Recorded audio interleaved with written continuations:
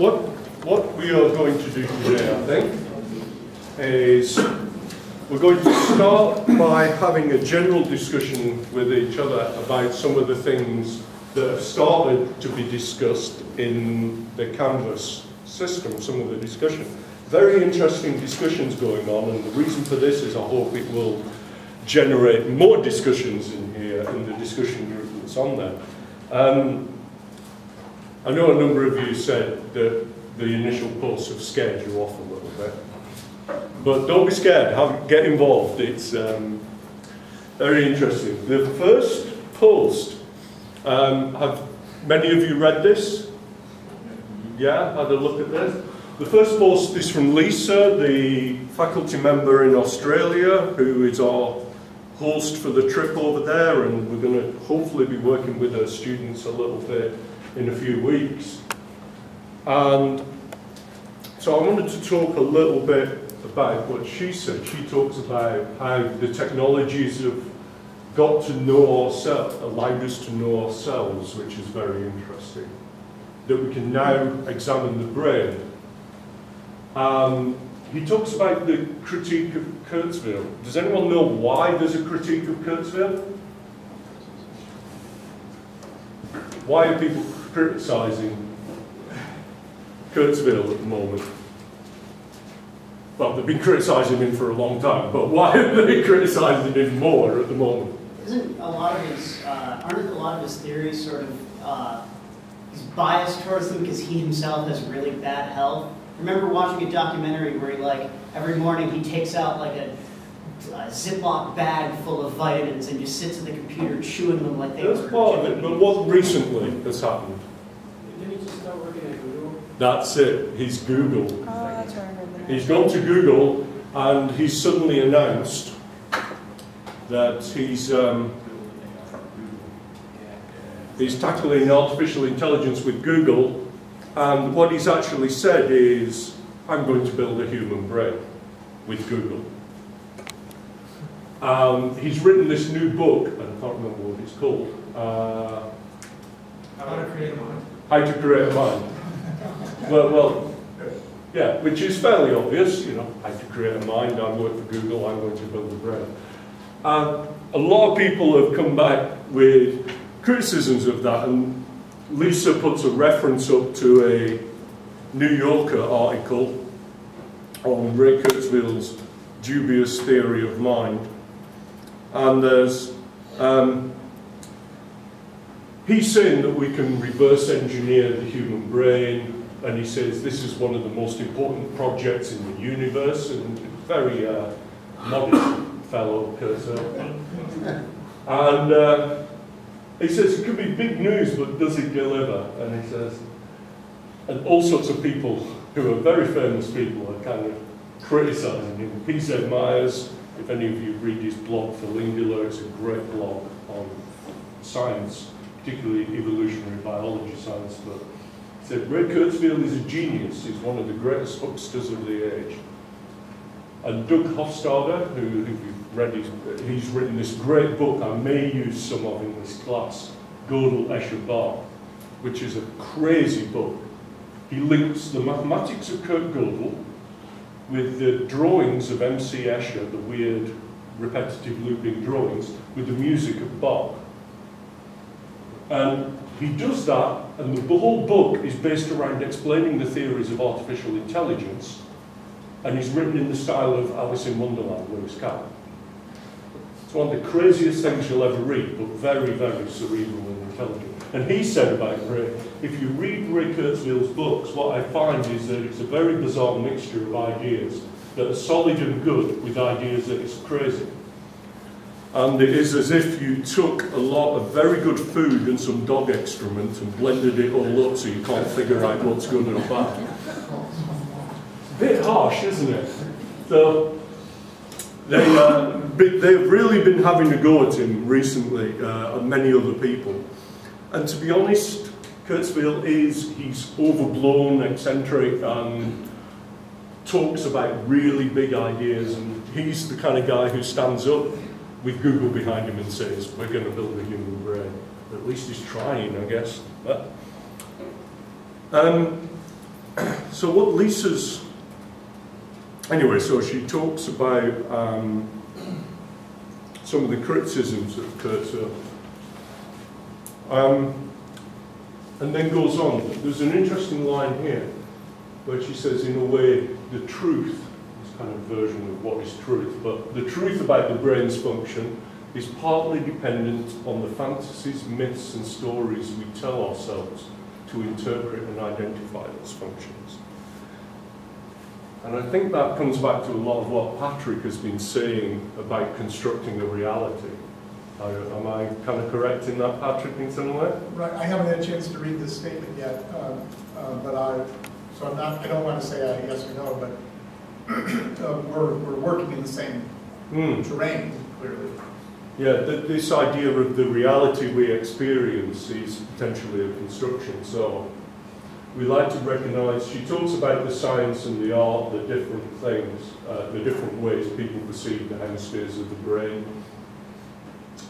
I'm just going to choose some of the, a few bits of things here that we can perhaps talk about. She again,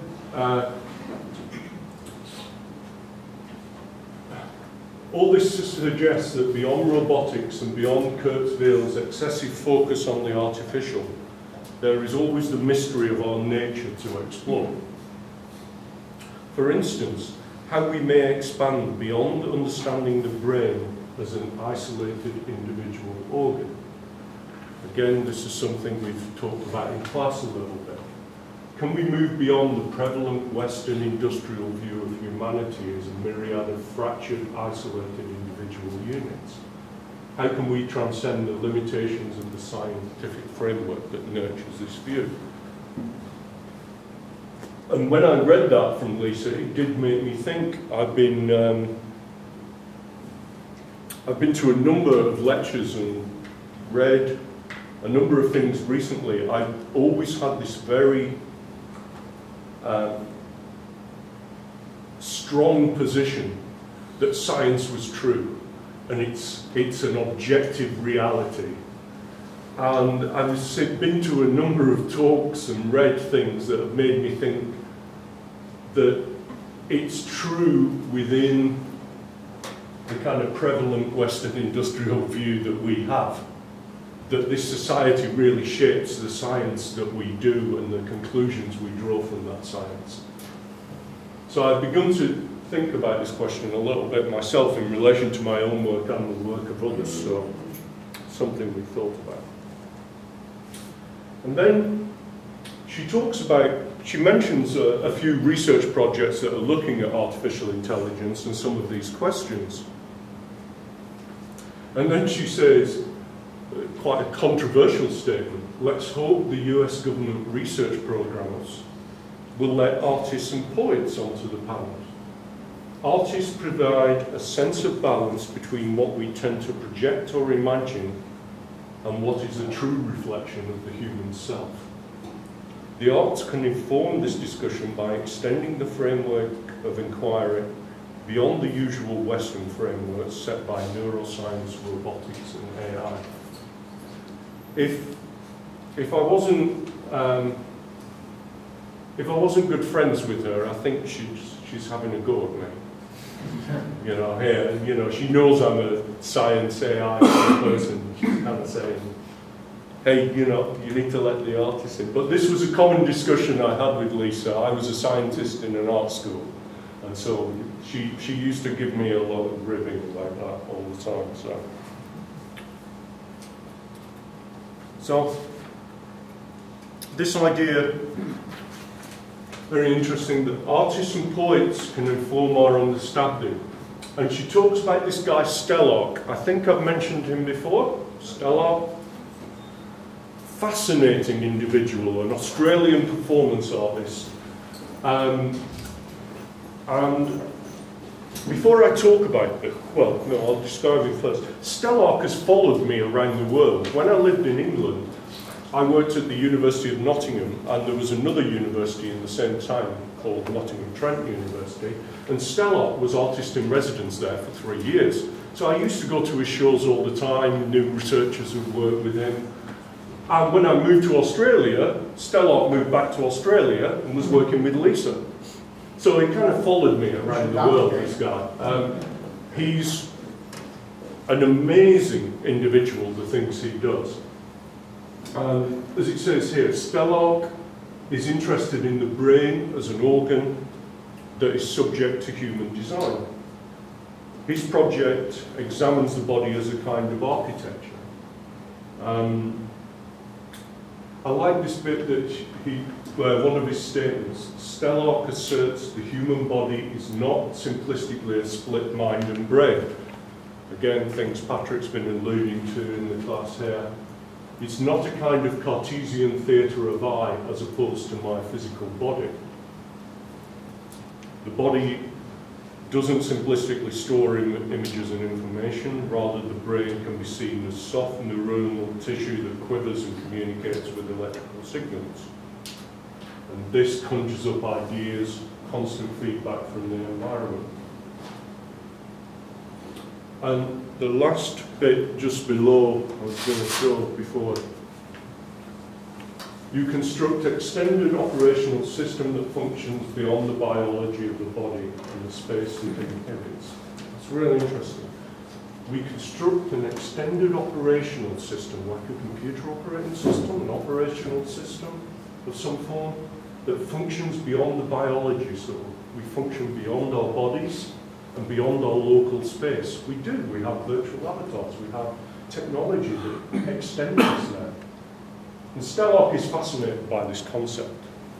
A lot of his projects involve tele-remote operation of devices and systems. So I was going to show you a couple of quick videos of Stellock, one that Lisa recommended and a couple, oh, that was the other thing I wanted to do. I wanted to look at Google Images and show you some of the crazy stuff this guy has done. Whoops.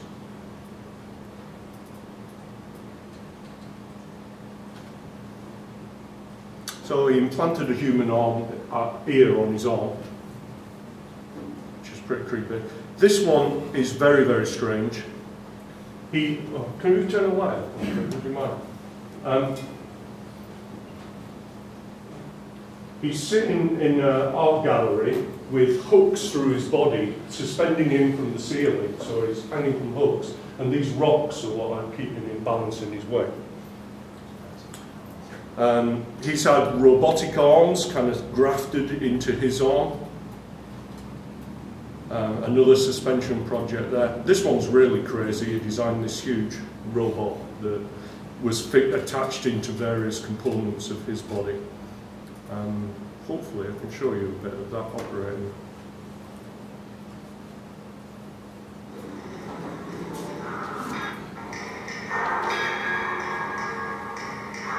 This guy does science fiction for real. This is one of his performances.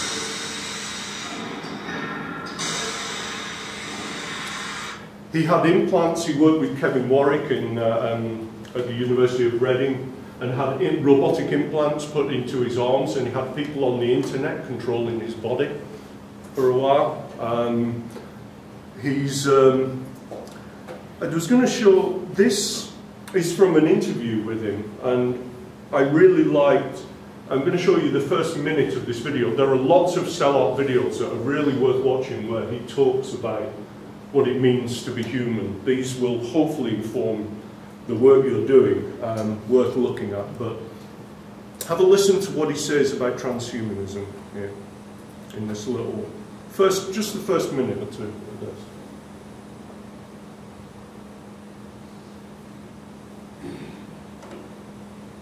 So this is from about 15 years ago. Well, fundamentally, you know, what makes us human, what's determined our humanity has been technology, when the body has always augmented its capabilities with tools and instruments.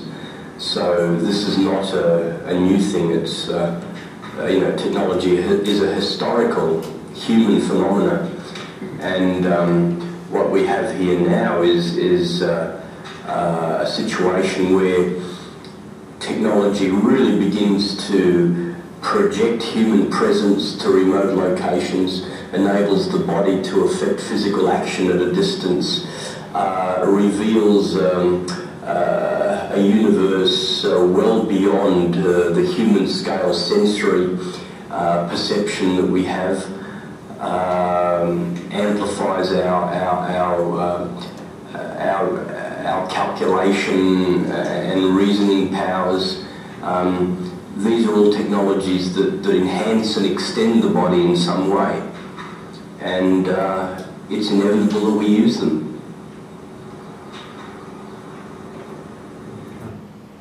So,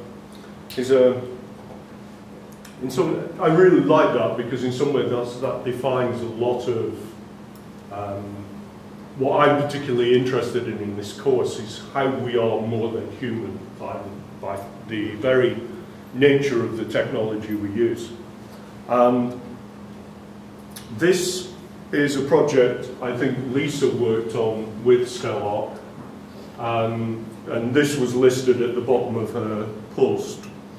And it's Stellark's head in Second Life, where he had these virtual conversations around the world and had virtual representations of himself in different ways, and questioning which is real and which is virtual. But this is one of the small conversations, from a clip from one of the conversations. Obsessions of individuality and free agency become obsolete in the realm of remote interface. A body's authenticity is not due to the coherence of its individuality, but rather to its multiplicity of collaborating agents.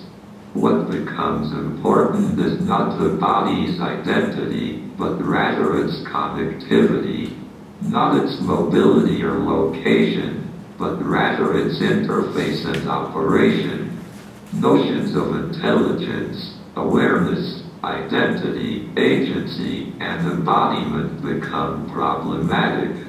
Just as a physical body has been exposed as inadequate, empty, and involuntary, so simultaneously an embodied conversational agent becomes seductive with its uncanny simulation of real-time recognition and response. The realm of the post-human may not be in the realm of bodies and machines, but rather in the realm of autonomous and intelligent images. Viral entities sustained in electronic media and the web. Bodies and machines are ponderous. Their metabolisms and mechanisms perform in gravity, with weight and friction. Electronic images are ethereal and perform smoothly at the speed of light. Images are immortal. Avatars have no organs. Have no organs. It's creepy, isn't it? I'm not saying I agree with all that, but wow, he's an interesting character. So, I love that he suggests similar videos. Pinhead. Obviously, you know, this is scary enough to be like Hellraiser, but these are actual images of people operating and putting things in Stellark's body. All sorts of these things. The one line that still gets me, I've seen that a few times, and the one line that still gets me is this idea of we do not define ourselves by our identity anymore, we define it by our connectivity, which is an interesting movement of what we used to think of ourselves, and is now a communication connection. Now, I was really pleased. I know there's only a few comments. Could you want to put the light back on, Patrick? Thank you. I know there's only a few comments on there so far, and I really did enjoy reading them, and I have lots and lots of sets of notes to talk about, and I will go on there and put some responses on there. I only got a chance to read these today, but anyone got any comments on that? Anything they want to say before we start discussing your ideas a little bit more for the coursework? Anyone want to do a Stellark project? The idea of, if I'm correctly interpreting what he was saying, the digital avatar as perhaps being the post-human. I thought that was really interesting. Yeah. He makes this comment that our bodies are fragile machines, you know, that aren't perfect. The machines we make aren't perfect, but the digital technology kind of is perfect. That's a, you know, the ethereal digital information is strange. Yeah. What? I don't know that I got what he was trying to say with that we identify ourselves by our connectivity. What? Maybe you can clarify. I mean, if you know more about than I do, because I didn't really get that. It's more about how, the way I interpret it, I've seen this a few times and I still find it difficult to fully understand, but the way I understood what he was saying was that historically, and many of the things Patrick's been showing us, we had certain mechanisms and ways to define what it meant to be human and who we are internally. And most of those were defined around our sense of self and identity. Who am I? What do I exist? Whereas what he's saying now is that the way we define ourselves is more about how do we connect to others, to this digital realm, and that defines who we are. So having that avatar in Second Life, for example, is still you, but it's a different you. And I think that's what he's hinting at, this connectivity is a different form of identity. There was, who was next? Bobby, you were, sorry, I'm trying to remember who had the hand up next. Speak up a bit. You said you want to do a stellar project. What were you planning? Well, towards the end of this course, we're going to let all of you loose doing something crazy and insane, you know, that we want you to impress us. So, I'm wondering which of you is going to be suspended naked from the ceiling. I'm joking. Don't, please don't do it. We'll have the university will. Oh. But, you know, I'm hoping this kind of thing will inspire you a little bit. Seeing, I want you to go and look at this kind of stuff, what people are doing. Matt, you were next. So, is he suggesting that we're kind of leaving this like era of like individualism and moving into something different? I don't know. Meeting technology, like we have like this individual, like, you know, civil liberties, and everyone has their own personal rights and personal property. We have this real individual identification. Like, is he suggesting that we're kind of starting past that now with something different? He's talking about, he talks about the avatar being this kind of perfect representation of us that can live forever. You know, your Second Life avatar, you pass away, that will still exist. Your Facebook, you know, a really simple example of a Facebook page. When people pass away, their Facebook page is still there. Yeah. It is a representation of them. I have a friend that died a year ago, and everyone keeps his Facebook still alive. You know, they still keep pictures that. It's a very simple example, but this, I think this is what he's talking about, this kind of connectionism we have through technology now that does this, you know, allows us to do these sort of things. Is it Gabriel? You were next. I don't know, I have difficult with the terms he said. The fact that he thought self-identity agency was problematic to the whole, what do you call it, the connectivity interface of like what humanity should be. But I feel as though that's like, it's an excuse to basically like avoid the whole biology of the human mind, because you have to understand, like, life is made up of chemical imbalances, like from depression, you know, mania, happiness, whatever, and I can't see a computer doing that. And it's like, and if you understand, like, the idea is mind-boggling. It's kind of strange too. It's I don't know. It just feels as though computers are our way to say we're not smart enough. So let's build something to help us make smarter. And it's like, I feel like humanity take way much pride in not a post-human, but a neo-human. Knowledge completely available without wires. Stella and some of the respondents alluded to this in the discussion, and Stella himself talks about this idea of human. the biological theory of consciousness or the machine theory of consciousness, and he kind of says, why do we have to stick to those? Why can't we have something separate? You know, something slightly different. The way he I don't know whether it was editing. When he said Avatar does it have an origin? Does it have an origin? Takes out humanism out the door. So it's like. But this is one of the things we will probably discuss more. You know, and even back to a more simplistic question of, does machine intelligence have to replicate human intelligence? Is that how we define it? It's a very fundamental question. There isn't an exact answer to that, but it's a very interesting question to consider. Is it a different form of intelligence, but we'll still call it intelligent? Tom? I was going to say that, first off, I found it interesting that what he said sounds very much like digital, computerized realization of Jung's collective unconscious. I thought that was very interesting, this idea that, yeah, connectivity is important. You know, when we go into Second Life, I mean, you could look at that as sort of the collective unconscious. That's you know. The other thing I was going to say is, I was going to ask you, what does that say to the people that, at what point does that become enforceable? At what point does it become, oh, if you don't want, even if you don't want to be this post-human, you know, totally integrated with technology being, you're lesser?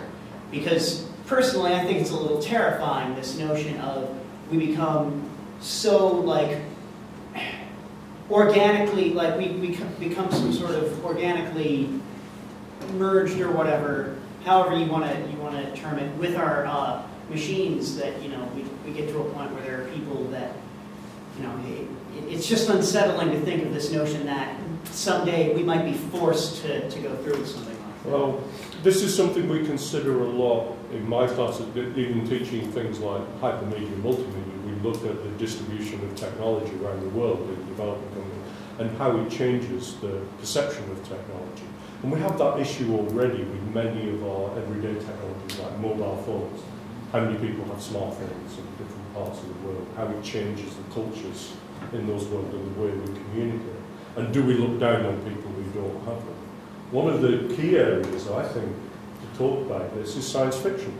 Science fiction predominantly deals with issues like that. The stratification caused by technology is a common thing throughout much science fiction. Because Ghost in the Shell was the first thing that popped into my mind, and that's got a character that straight up doesn't have any sort of augmentation whatsoever. Some of the characters give him crap about it, and others are like, there's a reason we have you around. Yeah, so it's a common thing throughout. Yeah. Well, just to respond to that, we are reinforcing, you know, our advanced technology on, like, the Amish or the tribe in Papua New Guinea who, you know, their greatest technological advance they have right now is a Jeep. It's, if anything, wouldn't it be in the greater interest of people who have the higher technology to keep people out of having higher technology? Yeah. Rather than forcing it on them. It's I've had this discussion with so many people about, if you were to find, especially because I lived in Africa for a while, and this idea of forcing technology, and at what point is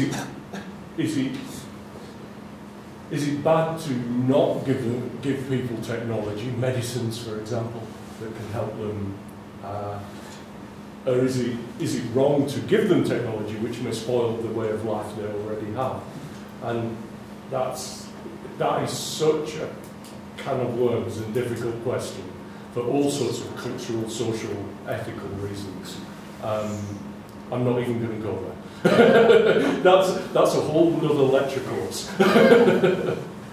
There was someone else at the back who had the hand up first. You, yeah. I was just going to say pretty much exactly what you said. How we're starting to see it today that part of being a modern adult human is having like a cell phone and these technologies that are pretty much necessary for a day-to-day life. We see that. I am sure all of you have been in conversations, and you may not have said this yourself, but you must have heard it where you're with a group of people, and you're talking about seeing something on Facebook and someone says, oh, I don't use Facebook, and everyone else goes, really?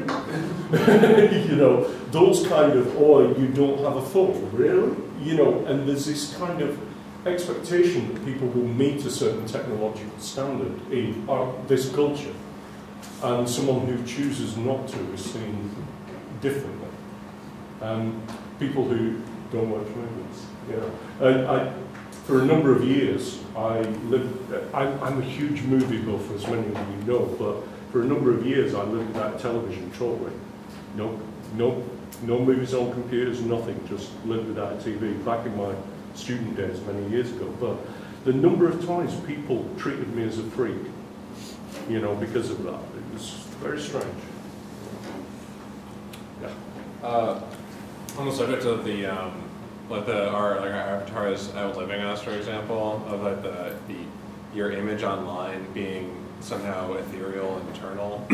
That seems like I have a problem with that. It seems like a misunderstanding. That, I mean, it's not really like he was saying that after his friend died, that his Facebook was still for a year, or if you die, your Second Life character is still there. But by the same token, you know, the hard drive that your character is stored on fails, then your online presence is gone too. So it's not. I mean, your death and your character's death are totally arbitrary and unrelated. So that kind of, to me, detracts from it being like really you. It doesn't mean like it's you extended, and when it dies, it doesn't mean that you are dead. It's just a separate thing that you have connections to of some kind that is gone. But there's more to it than that, I think. That a Facebook page, yeah, and these are very simple examples, but a Facebook page is a representation in some way of you. It's an outward-facing information source of some sort of you that represents things about you that you want others to see. It's a projection of you. Avatars in Second Life are that. I do a lot of work on research of things like Second Life, which are the more serious aspects of gaming technology. And there's all sorts of research in how people build their character, what they want people to see them as.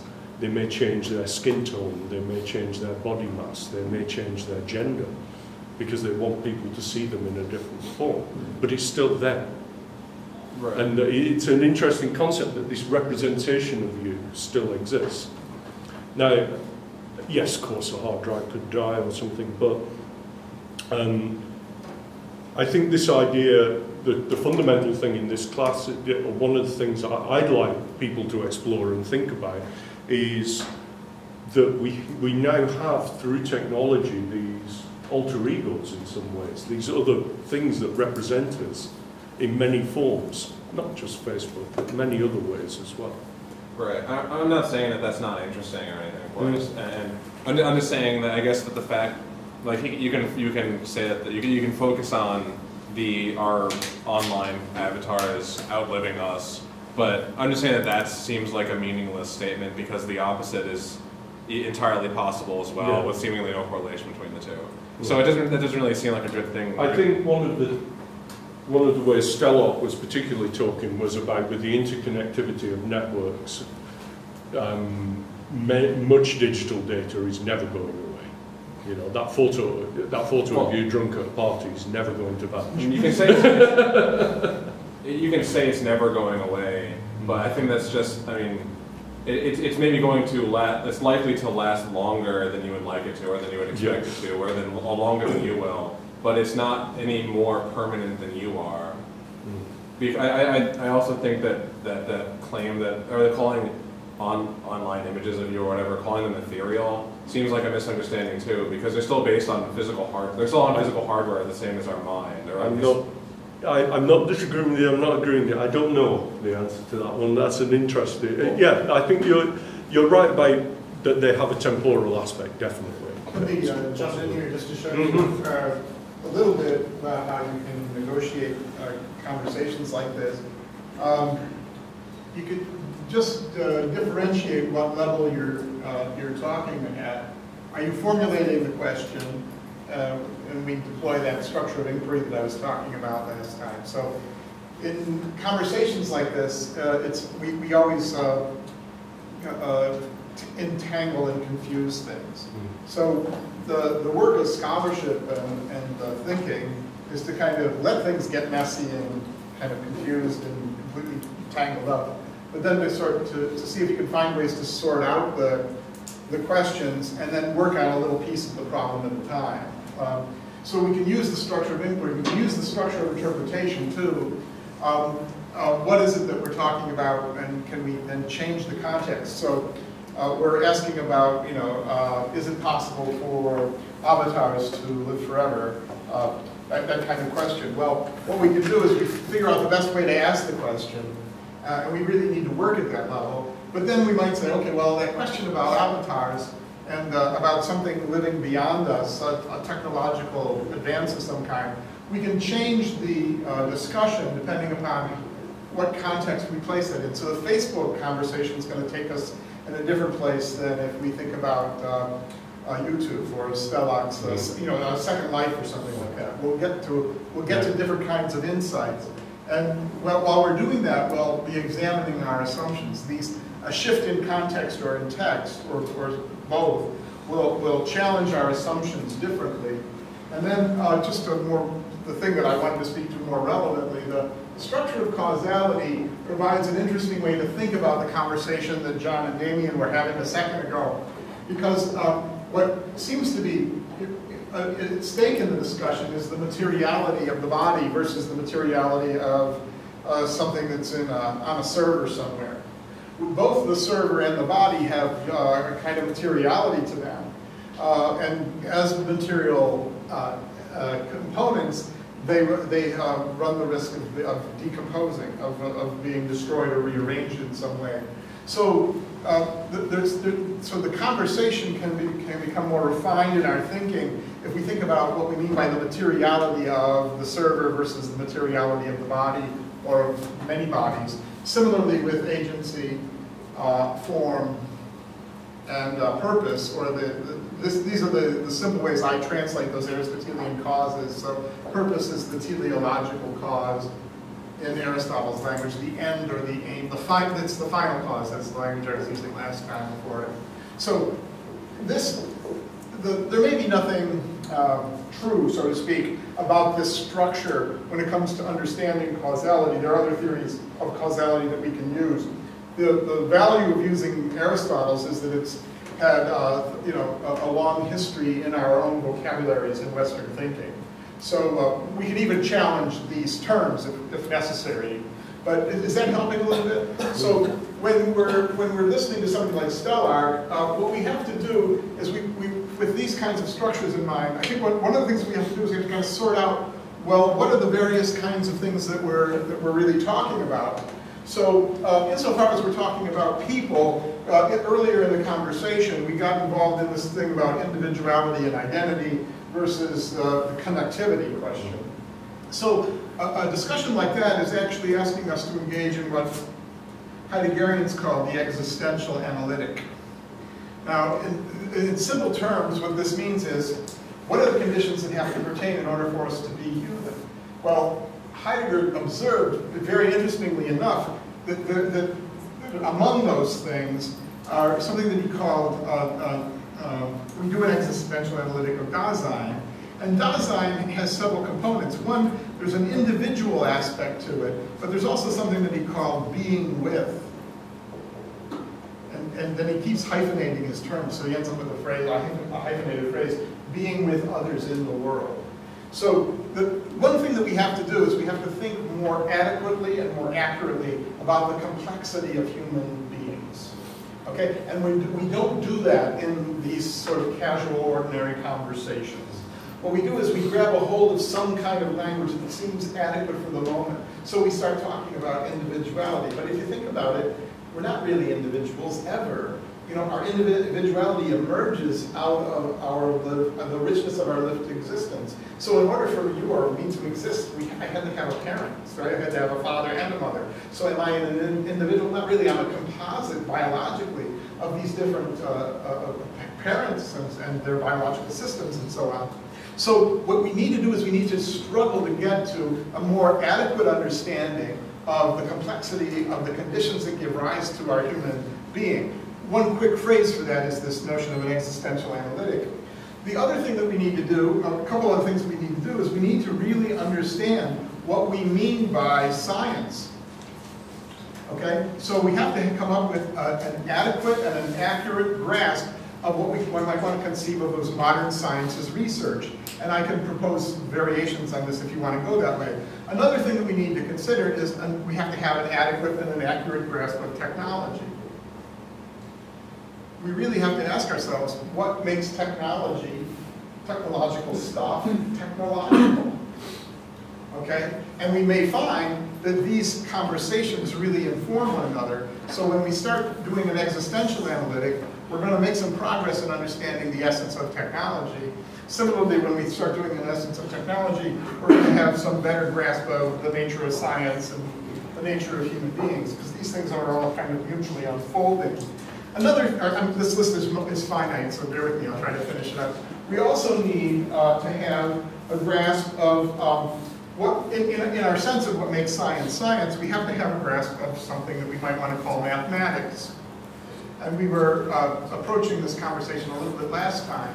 And then we also have to have a grasp of what we might want to just call poetry or art. Okay, or what I'll eventually be calling poetic rejection. So let's put art down here. Because we know, yeah, go ahead. I think that's my list. I might add something more to it. But, yeah. Just a little clarification. You forked Dasein. What's the top? Oh, this right here? Yes. It says existential analytic. Below that. This means individual, IND. To the left. Individual. Being with. Dasein. Dasein. Yeah, Dasein. What does this mean? This is an ordinary German word for anything that is, for something like an entity. But what Heidegger does is he stipulates a more precise meaning of the word.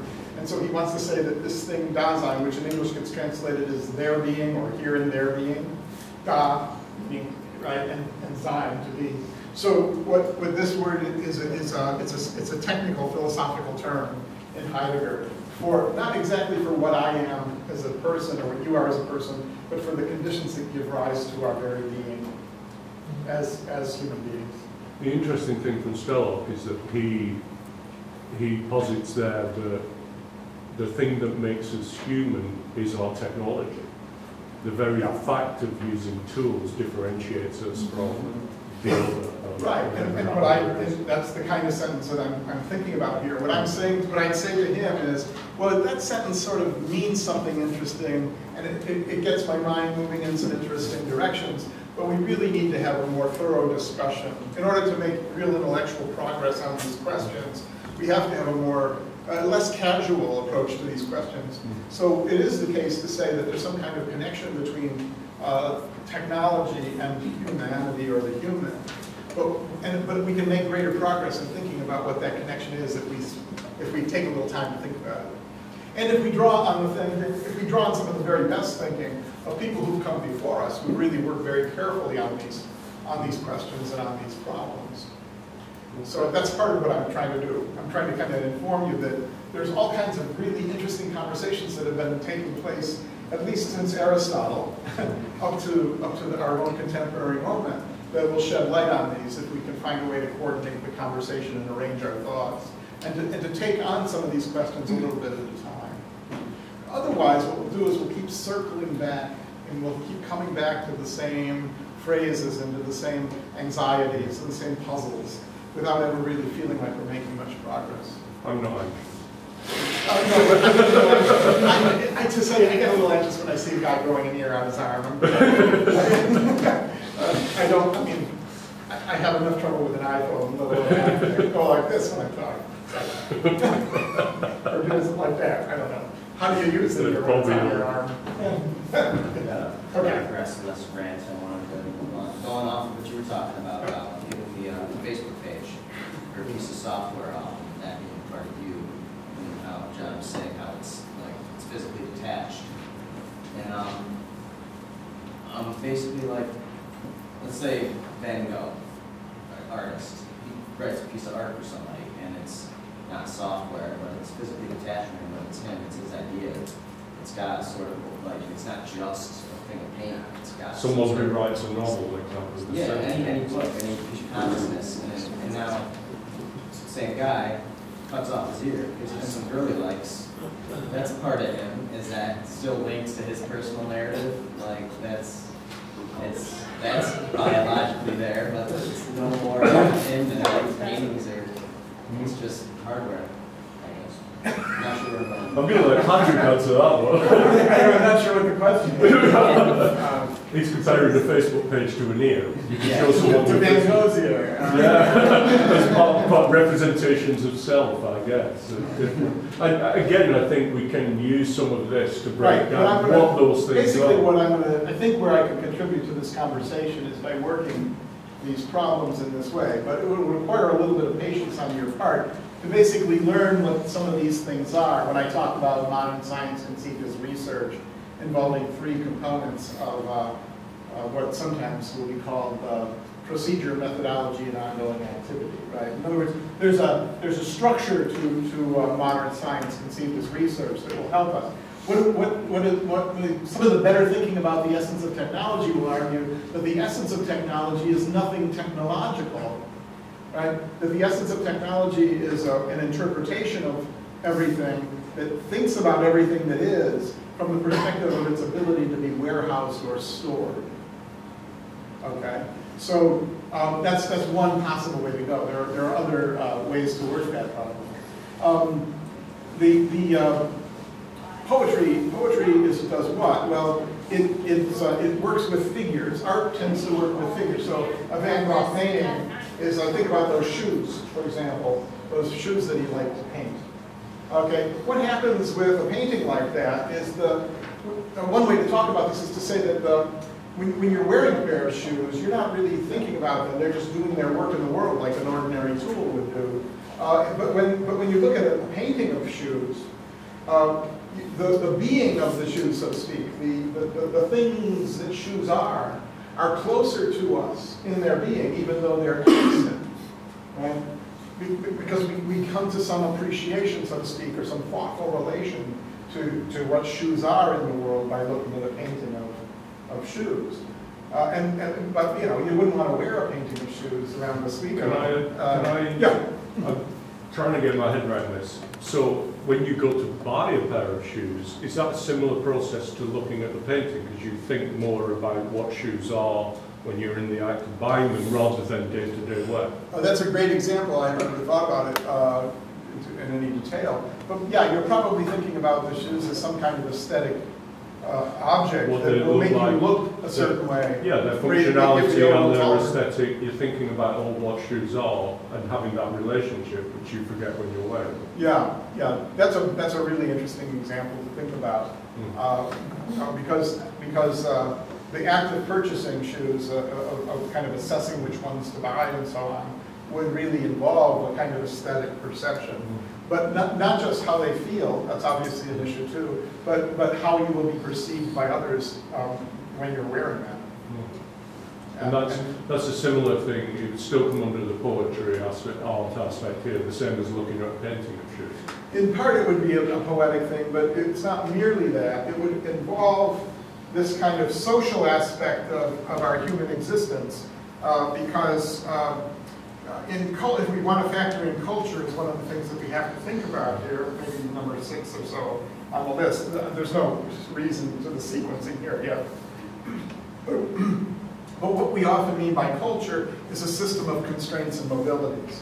So have you ever not gone to a party because you didn't have the right shoes? Right? Well, or have you, maybe not, but you probably worried about the shoes that you'd be wearing to the party.